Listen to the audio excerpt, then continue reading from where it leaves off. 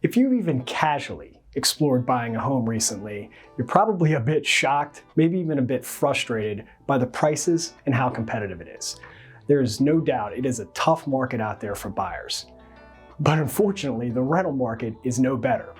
As you can see in this chart, home prices and rents rose a similar percentage in 2021. But this year in 2022, the rise in home prices is actually expected to be relatively modest compared to the rise in rents. According to Fortune, they're expecting rents to increase nationally at 7.1%, which is more than double most of the forecasts for home appreciation. Now, this certainly does not mean that everybody should go out there and buy a home right now, but it is worth some significant consideration.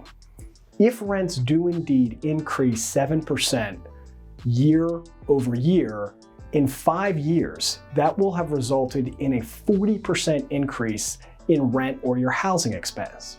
Now, on the other hand, if you were to buy a home, even if it was a little bit more initially than what your rent is, and you're using a fixed rate mortgage, you're locking in that housing payment for the long term. Now, of course, property taxes are going to go up occasionally, homeowners insurance is going to go up on occasion, but that's a relatively small portion of your overall payment, and those increases are usually modest and they're spread out over time. So again, home buying isn't for everybody, but given the rental market, it's worth some serious consideration. I'd like to hear your thoughts below. Thanks, and we'll see you next week.